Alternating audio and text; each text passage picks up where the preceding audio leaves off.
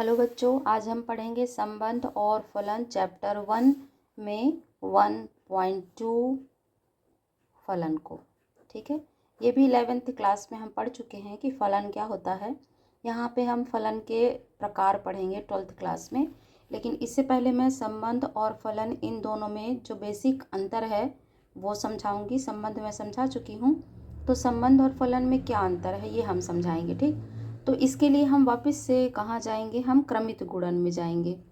ठीक है, मैं इसे सिर्फ एक पेड़ की तरह समझाऊंगी। जैसे क्रमित गुणन में ही एक स्पेशल प्रकार का जो क्रमित गुणन होता है उसे हम संबंध कहते हैं।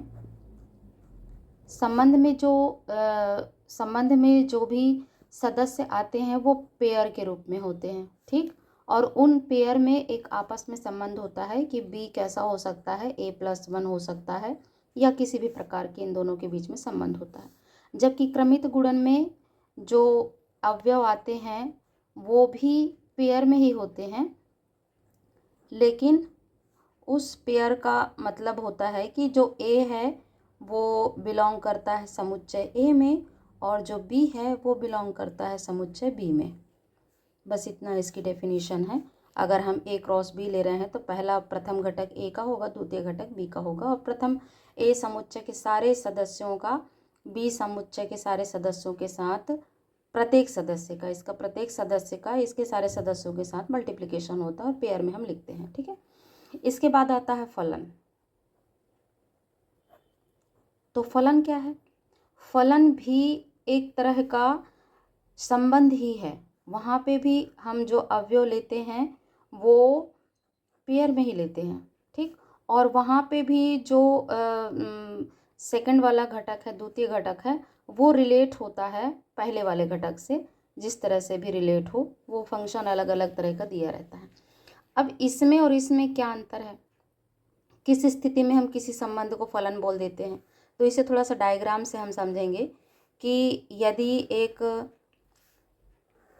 दो समुच्चय दिए गए हैं, ये समुच्चय, और हाँ एक चीज़ और कि जब हम संबंध और फलन पढ़ते हैं, फलन मैक्सिमम 12th क्लास में, तो हम यहाँ पे दो समुच्चयों का नहीं पढ़ते, उसी समुच्चय का उसी समुच्चय के साथ पढ़ते हैं। तो बेसिकली जो फलन हम 12th क्लास में पढ़ते हैं वो फलन हम पढ़ते हैं नेचुरल नंबर से नेचुरल नंबर में, या फिर हम पढ़ेंगे रियल नंबर का रियल नंबर से, या नेचुरल नंबर का रियल नंबर से, या पूर्णांक का पूर्णांक से, या कोई एक समुच्चय दिया होगा उसी समुच्चय का उसी समुच्चय के साथ।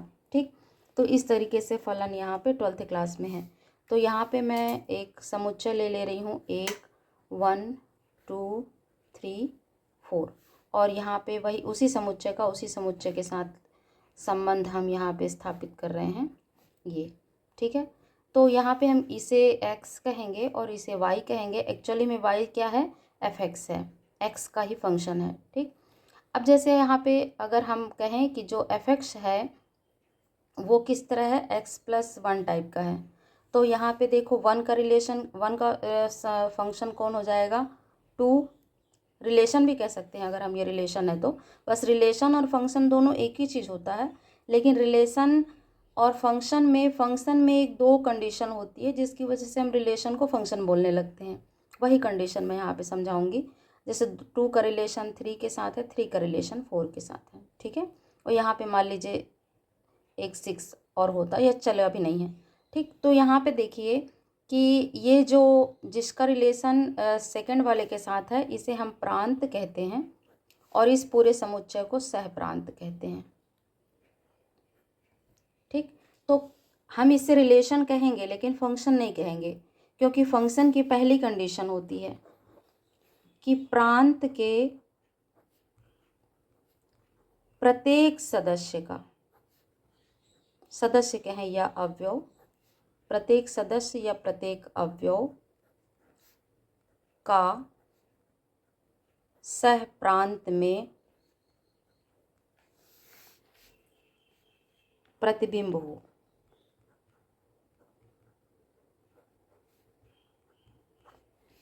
तो यहाँ पे यहाँ जो हमारा प्रांत है उसमें ये 4 छूट रहा है, इसका कोई भी प्रतिबिंब यहाँ नहीं मिल रहा है।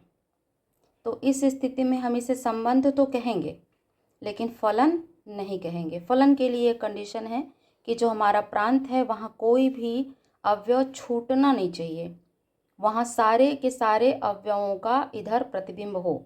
तो पहली कंडीशन तो ये हो गई। दूसरी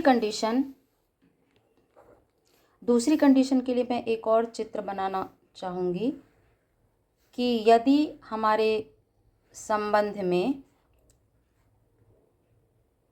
1 -1 0 1, ठीक, इधर -2 रखना है, -2 -1 0 1, और हमारा इधर ये ऐसा है और ये f(x) किस तरह से परिभाषित है, x²। ठीक, सॉरी ये गलत हो गया, इसे हमें परिभाषित नहीं करते हैं।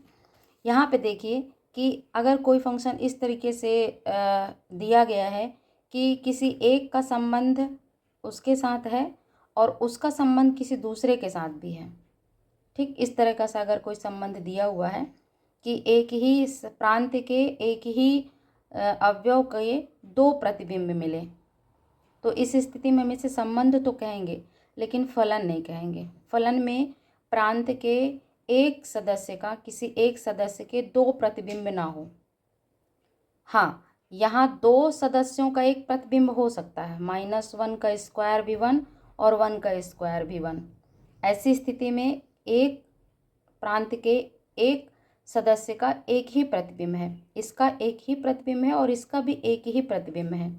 इन दोनों के एक सदस्य के 2 प्रतिबिंब ना हो, 2 सदस्यों का एक प्रतिबिंब होगा तो वो फलन है, लेकिन एक सदस्य के 2 प्रतिबिंब ना हो, ऐसी स्थिति में ये फलन नहीं है। तो इसीलिए इन दोनों अंतरों से हम यहाँ पे ये निकालते हैं शर्त कि प्रांत के किसी भी एक अवयव का सहप्रांत में 2 प्रतिबिंब ना हो।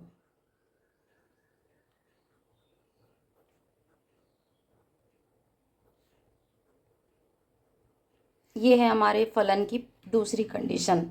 पहली कंडीशन ये है कि प्रांत के सारे सभी प्रत्येक का एक एक प्रतिबिंब हो और कोई छूटना नहीं चाहिए, माने सभी सदस्यों का यहाँ कोई ना कोई प्रतिबिंब हो। और दूसरी कंडीशन ये है कि प्रांत के एक अवयव के 2 प्रतिबिंब ना हो। यहाँ 2 अवयव का एक प्रतिबिंब है तो चल जाएगा, इसे हम फलन कहेंगे। और आगे फलन के प्रकार में ये बहु एकैकी कहलाता है, वो हम आगे पढ़ेंगे। तो यहाँ पे फलन और संबंध में केवल 2 अंतर है कि यदि आपके प्रांत में कोई सदस्य छूट रहा है तो उसे हम फलन नहीं कहेंगे, संबंध तो वो है, क्योंकि संबंध को ही हम फलन कहते हैं।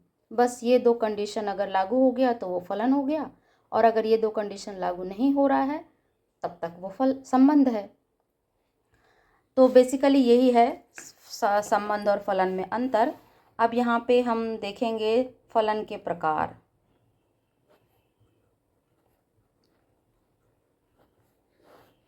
तो जो 12th क्लास में पढ़ाया गया है उसमें 2 ही है तो 4, लेकिन उसको कंबाइंड करके 2 ही बताया गया है, एकैकी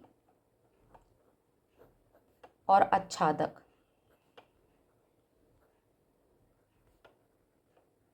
है या नहीं, एकैकी और आच्छादक है या नहीं, और दूसरा है बहु एकैकी।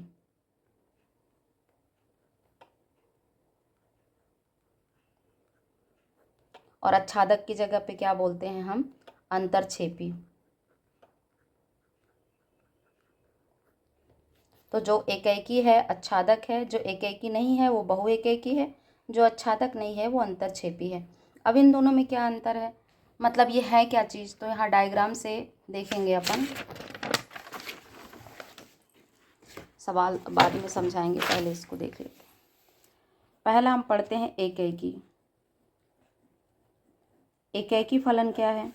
एकैकी फलन को हम चित्र से समझेंगे कि यदि प्रांत के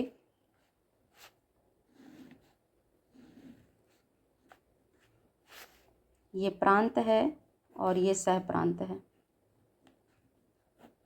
यदि प्रांत के एक अवयव का केवल एक ही प्रतिबिंब है, एकदम यूनिक प्रतिबिंब, तो इस स्थिति में हम उस फलन को एकैकी फलन कहेंगे।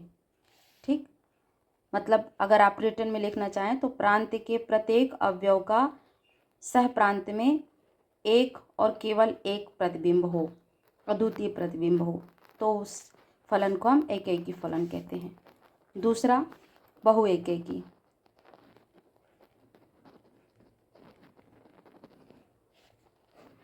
बहुएकैकी में यदि प्रांत के, यहाँ जस्ट एग्जाम्पल है इसलिए फलन डिफाइंड करके नहीं लिख रही हूँ मैं, बस एग्जाम्पल के तौर पे लिख दे रही हूँ। यदि प्रांत के एक अवयव का यहाँ पे इमेज बन रहा है और दूसरे अवयव का भी वही इमेज है, मतलब दो लोगों का संबंध एक से हो रहा है, दो लोगों का प्रतिबिंब, संबंध नहीं कहेंगे हम, यहाँ प्रतिबिंब शब्द यूज करेंगे, चूँकि हम फलन पढ़ रहे हैं तो इसलिए हम प्रतिबिंब, इधर प्रांत से सह प्रांत के लिए प्रतिबिंब और सह प्रांत से प्रांत की तरफ अगर बात करेंगे तो पूर्व प्रतिबिंब। तो यहाँ पे प्रांत के दो सदस्यों का एक ही प्रतिबिंब बन रहा है, मतलब ये बहु एक से ज़्यादा का प्रतिबिंब बन रहा है, तो ये बहु एकैकी कहलाएगा। एकैकी मीन्स वन का प्रतिबिंब वन वन वन चल रहा है, ये एक का प्रतिबिंब एक ही है। यहाँ पे दो लोगों का प्रतिबिंब एक है, तीन का भी हो सकता है, वो हमारे फंक्शन पे डिफाइंड फंक्शन कैसा है उस पे देखते हैं। तो यहाँ अगर दो लोगों का प्रतिबिंब एक ही है तो हम इसे बहु एकैकी कहेंगे। ठीक, तीसरा है आच्छादक। आच्छादक का मतलब होता है कि यदि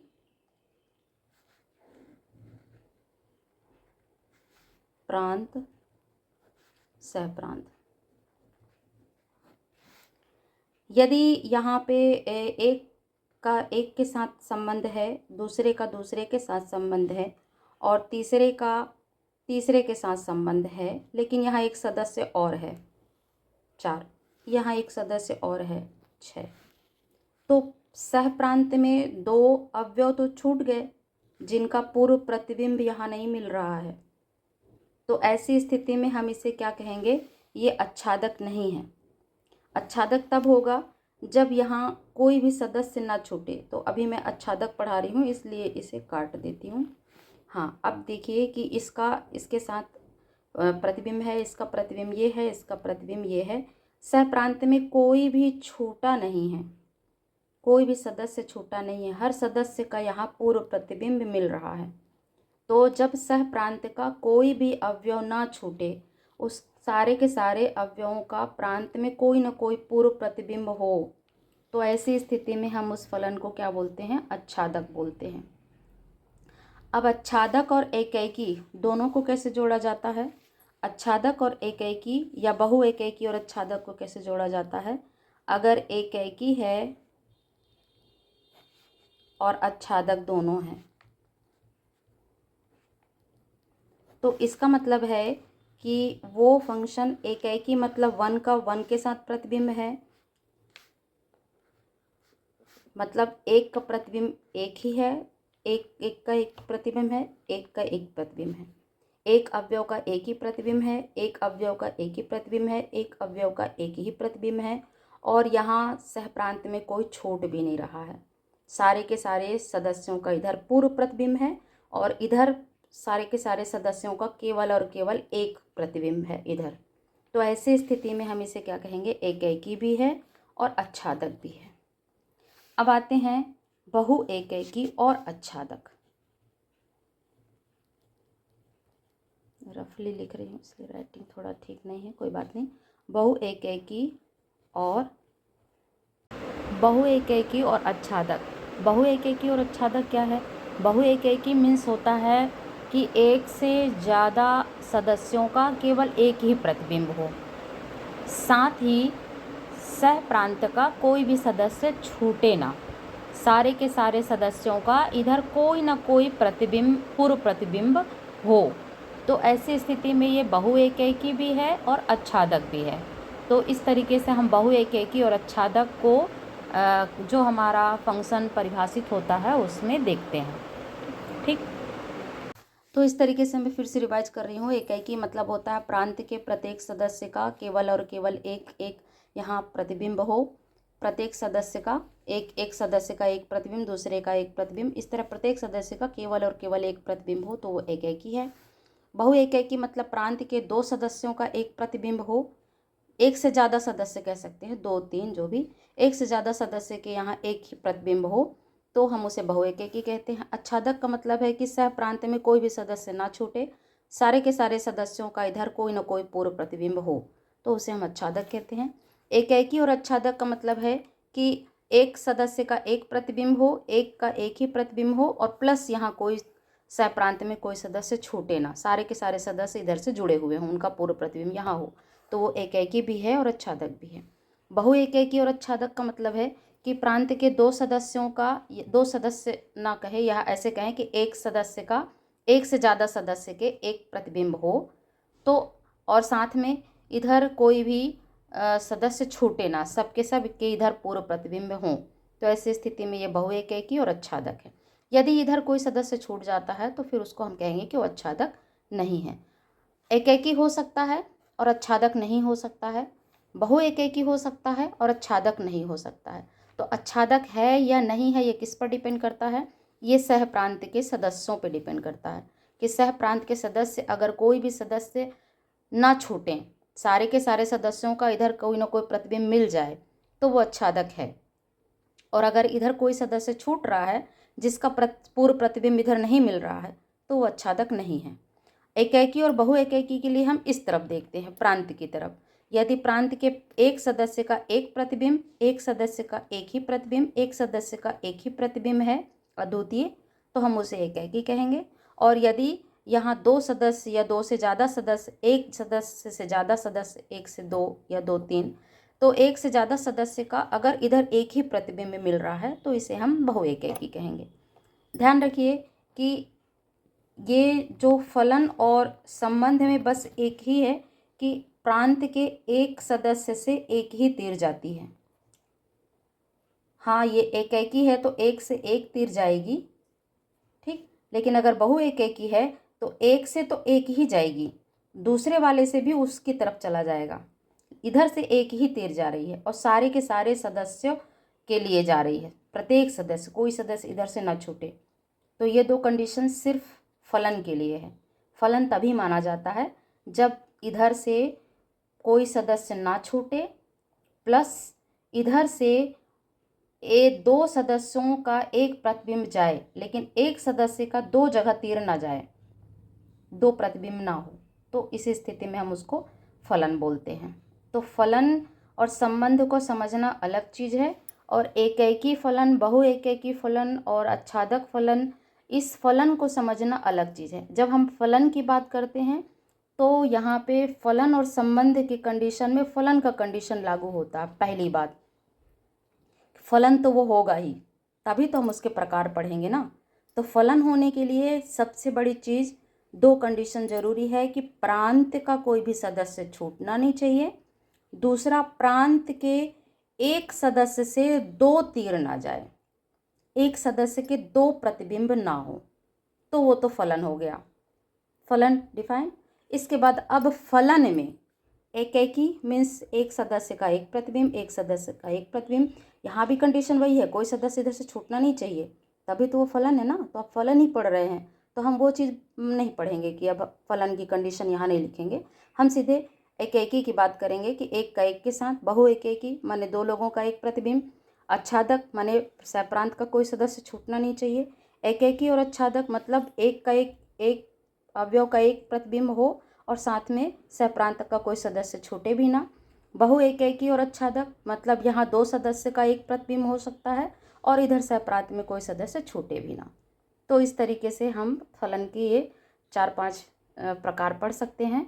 और जो सिद्ध करने के लिए आएगा, एकेकी और आच्छादक के लिए सिद्ध करने के लिए आएगा, तो वो भी मैं बता दूं कि जब भी हमको एकेकी सिद्ध करना होगा तो उसकी शुरुआत हम कहाँ से करेंगे। एकेकी अगर सिद्ध करना है तो उसकी शुरुआत हम यहाँ से करते हैं, fx1 बराबर fx2। मीन्स अगर कोई फंक्शन आपको दिया है fx बराबर 2x, इस तरह से कोई फंक्शन आपको डिफाइन किया है और आपको एकेकी सिद्ध करना है, तो हम उस फंक्शन की शुरुआत कहाँ से करते हैं, fx1 और fx2। fx1 और fx2 क्या है, एक बार हम इसमें 1 रख करके लिखेंगे और एक बार हम यहाँ 2 रख के लिखेंगे, और फिर जैसे 2x1 एक बार x1 लिखा और एक बार x2 लिखा, यहाँ से शुरुआत करेंगे और लास्ट में हमको क्या लाना है, x1 बराबर x2। तो जनरली कुछ कुछ फंक्शन में आ जाते हैं x1 बराबर x2, कुछ कुछ में नहीं आते हैं। तो जिसमें x1 बराबर x2 आ गया वो एकेकी है, और जिसमें x1 बराबर x2 नहीं आया वो बहु एकेकी है। अब इसके बाद आच्छादक सिद्ध करने के लिए कहाँ से शुरुआत करते हैं हम, आच्छादक सिद्ध करने के लिए हम शुरुआत करते हैं, जो हमारा फंक्शन दिया रहता है उसको हम y लिखते हैं, y बराबर fx है और y बराबर fx क्या दिया हुआ है, 2x, और इसको हम कन्वर्ट करते हैं x के फंक्शन में। मतलब यहाँ हम x बराबर लिखते हैं, तो x बराबर क्या आ जाएगा, 2/y। अब यहाँ हम देखते हैं कि y का कुछ भी वैल्यू रख लो, y चूँकि सह प्रांत में है ना, y सह प्रांत का सदस्य है, तो यहाँ कोई भी सदस्य रख, कोई भी अव्यय रख लो, पूरे सह प्रांत का किसी माने पूरे जो भी डिफाइन है पूरा का पूरा अगर आप यहाँ रख देते हो और उस पूरे रखने पर आपको x मिल जा रहा है, तो इसका मतलब है कि y जो सह प्रांत का सभी सदस्य के लिए आपको प्रांत में पूर्व प्रतिबिंब मिल जा रहा है। जैसे कि अगर ये नेचुरल से नेचुरल में होता तो अगर आप y नेचुरल नंबर रखते तो आपको x नेचुरल नंबर नहीं मिलेगा, क्योंकि 2 के नीचे आप सभी नेचुरल नंबर के लिए तो नेचुरल नंबर नहीं मिलेगा ना। जैसे 2/3 रख दिया y, तो 3 के लिए 2/3 तो नेचुरल नंबर नहीं है, तो नेचुरल नंबर के लिए ये आच्छादक नहीं होगा। लेकिन अगर रियल नंबर से रियल नंबर में अगर ये फंक्शन डिफाइंड होता तो y की जगह आप कोई भी रियल नंबर रख दो, 2 कुछ भी रख दो, तो जो ये 2 आएगा, 2/3, 2/5, 2/1.6 कुछ भी आएगा, तो आखिर में वो तो नेचुरल रियल नंबर ही होगा ना। तो मतलब y यहाँ से रखते हैं, x यहाँ से रखते हैं, तो y के सहप्रांत के सभी सदस्यों का यहाँ पे पूर्व प्रतिबिंब मिल जाएगा। माने y आप कुछ भी रखो आपको यहाँ रियल नंबर ही मिलेगा। तो इस तरीके से प्रत्येक y x से प्रत्येक y का x पूर्व प्रतिबिंब है। तो इस तरीके से हम आच्छादक को डिफाइन करते हैं। तो एकेकी के लिए शुरुआत ऐसे करते हैं, आच्छादक के लिए शुरुआत ऐसे करते हैं। फिर यहाँ देखते हैं कि y हम कुछ भी रखें हमको x मिल रहा है कि नहीं, x नेचुरल नंबर है, रियल नंबर है, पूर्णांक है, जैसा ये जो हमारा फंक्शन डिफाइन करेगा उसके हिसाब से हम देखते हैं कि इधर वाला y अपन रखते हैं तो इधर वाला x यहाँ मिलता है कि नहीं। जो भी यहाँ y रखोगे तो वो जो बनेगा वो एक्चुअली में ये है कि नहीं। तो इस तरीके से पूरे बुक में आपको सिर्फ और सिर्फ ये दोनों चीज़ें ही देखनी है, ये दोनों चीज़ों को ही तय करना है। ठीक है, तो अगली हम क्वेश्चन की वीडियो बनाएंगे। फिलहाल अगर आपको समझ में आ गया हो तो आई होप समझ में आ गया हो।